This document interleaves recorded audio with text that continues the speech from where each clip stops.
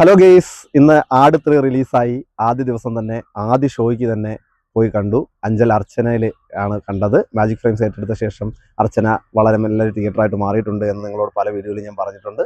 അതുകൊണ്ട് തന്നെ അർച്ചനയാണ് ചൂസ് ചെയ്തത്. അർച്ചനയിൽ പോയി ആട് 3 കണ്ടു.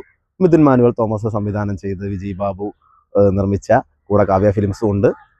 പാസ്റ്റും പ്രസൻറ്റും കൂടെ ബ്ലെൻഡ് ചെയ്താണ് ഈ സിനിമ എടുത്തിരിക്കുന്നത്.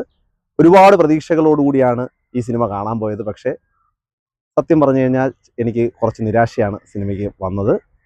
ഷാജി പാപ്പൻ്റെ പ്രസൻറ്റിലെ രംഗങ്ങളെല്ലാം വളരെ മനോഹരമായിട്ട് തന്നെ ചെയ്തിട്ടുണ്ട്. കോമഡിയും നമുക്ക് ഒരുവിധം മനസ്സിലാവുന്ന രീതിയിൽ നമ്മൾ എന്താണോ പ്രതീക്ഷിക്കുന്നത് അതെല്ലാം കിട്ടിയിട്ടുണ്ട്. പക്ഷേ പാസ്റ്റിലേക്ക് പോയപ്പോഴത്തേക്ക് അത് എന്നിലെ പ്രേക്ഷകന് വളരെയധികം നിരാശയാണ് തന്നത്.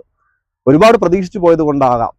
എല്ലാവരും സിനിമ കാണണം. ഷാജി പാപ്പൻ അതേ കഥാപാത്രം, സെയിം കഥാപാത്രങ്ങളെല്ലാം ഉണ്ട്. പിന്നെ എല്ലാവരും ചോദിക്കുന്ന ഫുക്രുവിൻ്റെ കഥാപാത്രം, ഫുക്രുവാണല്ലോ പഴയതിൽ നിന്ന് പുതുതായിട്ടിലേക്ക് വരുന്നത്. ഫുക്രുവിൻ്റെ കഥാപാത്രവും നല്ല രീതിയിൽ തന്നെ ചെയ്തിട്ടുണ്ട്. കാര്യം കുറച്ച് ഡയലോഗുകളെ ഫുക്രുവിനുള്ളൂ. പിന്നെ സെൽഫ് ട്രോളൊക്കെ നല്ല രീതിയിൽ ചെയ്തിട്ടുണ്ട്. കേരളം മൊത്തവും ഊക്കും എന്നുള്ള രംഗത്തോടുകൂടിയാണ് ഫുക്രുവിനെ ആദ്യമായിട്ട് ഇതിനകത്ത് ഇൻട്രൊഡ്യൂസ് ചെയ്ത് വരുന്ന രംഗത്ത് പറയുന്നത്. പിന്നെ എല്ലാവരും അവരവരുടെ റോളുകൾ ഭംഗിയായി അവരെല്ലാം കാരിക്കേച്ചറുകളായിട്ട് നമ്മുടെ മുമ്പിൽ തന്നെ ഉണ്ട്.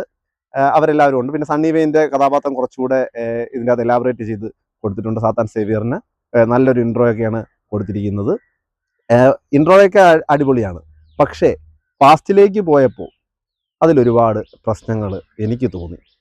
പ്രത്യേകിച്ച് അതിൻ്റെ അകത്ത് ആദ്യ ഭാഗത്തിൽ വരുന്ന പാസ്റ്റൊക്കെ വരുമ്പോഴത്തേക്ക് കഥ ഡെവലപ്പ് ചെയ്ത് വരുന്നതാവാം. അവിടെയൊക്കെ ഒരുപാട് ബോറടിച്ചു എന്ന് തന്നെ സത്യം പറയാം. ഞാൻ അപ്പോഴേ മനസ്സിലായി ഈ പാസ്റ്റ് കൈവിട്ട് പോയി എന്നുള്ളത്. പക്ഷേ പ്രസൻറ്റിലേക്ക് ഇടയ്ക്ക് തിരിച്ചു വരുമ്പോഴത്തേക്ക് നമുക്ക് വളരെയധികം ഇഷ്ടപ്പെടുന്ന കുറച്ച് തമാശ രംഗങ്ങൾ എല്ലാം ഉണ്ട്. ഇതിലേറ്റവും മികച്ച തമാശ രംഗം എന്ന് പറയുന്നത് സുധീർ കരമനയുടെ മന്ത്രവാദിയെ കാണാനായിട്ട് പോകുന്ന ഒരു രംഗമുണ്ട്. അവിടെയാണ് തിയേറ്റർ ഏറ്റവും അധികം ചിരിച്ചത്. അത് നല്ല രീതിയിൽ എൻജോയ് ചെയ്ത്. അതേ രീതിയിൽ കഥ മുമ്പോട്ട് പോയിരുന്നെങ്കിൽ സിനിമ കുറച്ചുകൂടെ മെച്ചപ്പെട്ടേനെ. മാത്രമല്ല ക്ലൈമാക്സോട് എടുക്കുമ്പോഴത്തേക്ക് ഇതിനൊരു 4ാം ഭാഗം, അതായത് ഈ പാർട്ടിന് തന്നെ ഒരു 2ാം ഭാഗം എന്നുള്ള രീതിയിലാണ് മുമ്പോട്ട് പോയിരിക്കുന്നത്. അതുകൊണ്ട് തന്നെ ഒരു അവസാനം നമുക്ക് പെട്ടെന്ന് തീരുന്നില്ല. എന്തൊക്കെയോ ഒരു കുറവുകളോട് കൂടിയാണ് സിനിമ അവസാനിക്കുന്നത്. സാധാരണ 2ാം ഭാഗം അല്ല, ഇനി 2ാം ഭാഗം വന്നാൽ മാത്രമേ ബാക്കി കാര്യങ്ങൾ നമുക്ക് മനസ്സിലാകൂ എന്നുള്ള രീതിയിലേക്ക് ആണ് ഇത് പോയിരിക്കുന്നത്. അതുകൊണ്ട് തന്നെ ക്ലൈമാക്സും വലിയ രീതിയിൽ എന്നെ സ്വാധീനിക്കാൻ കഴിഞ്ഞില്ല എന്നുള്ളതാണ് സത്യം. മൊത്തത്തിൽ എന്നെ ഒരു ഫൺ എൻ്റർടൈൻമെൻറ്റ് പ്രതീക്ഷിച്ച് പോയ എനിക്ക് കുറച്ചൊക്കെ ഫൺ കിട്ടിയെങ്കിൽ പോലും പാസ്റ്റ് രംഗങ്ങൾ നിരാശ നൽകി എന്ന് വേണം പറയാൻ. എന്തായാലും നിങ്ങൾ തിയേറ്ററിൽ പോയി കാണുക, കണ്ട് സിനിമയെ വിലയിരുത്തുക. പഴയ ഭാഗത്തെ അപേക്ഷിച്ച് ഇതിലെ ഗാനങ്ങളൊക്കെ വളരെ മോശമായിരുന്നു.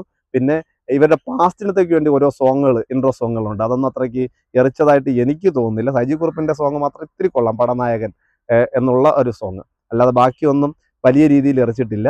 മൊത്തത്തിൽ എവിടെയൊക്കെ എന്തൊക്കെയോ മിസ്സിങ് ഉണ്ട്. ബാക്കി കഥാപാത്രങ്ങളെല്ലാം നമുക്ക് കാരിക്കേച്ചറായിട്ട് എടുത്തു വെച്ചിരിക്കുന്ന കഥാപാത്രങ്ങൾ, ഇന്ദ്രൻസിൻ്റെ കഥാപാത്രമൊക്കെ വളരെ നല്ല രീതിയിൽ ഇപ്പോഴത്തെ രാഷ്ട്രീയ പാർട്ടികളെ കളിയാക്കിക്കൊണ്ടുള്ള രീതിയിൽ തന്നെ അത് ചെയ്തു വെച്ചിട്ടുണ്ട്. മൊത്തത്തിൽ സിനിമ കണ്ടോണ്ടിരിക്കാം, പക്ഷെ നമ്മൾ പ്രതീക്ഷിക്കുന്ന രീതിയിലേക്ക് വന്നില്ല എന്നുള്ളതാണ് ഈ സിനിമയുടെ ഒരു പ്രത്യേകത. എന്തായാലും എല്ലാവരും തിയേറ്ററിൽ പോയി സിനിമ കാണുക. നിങ്ങളുടെ അഭിപ്രായങ്ങൾ കമൻറ്റ് ബോക്സിൽ രേഖപ്പെടുത്തുക.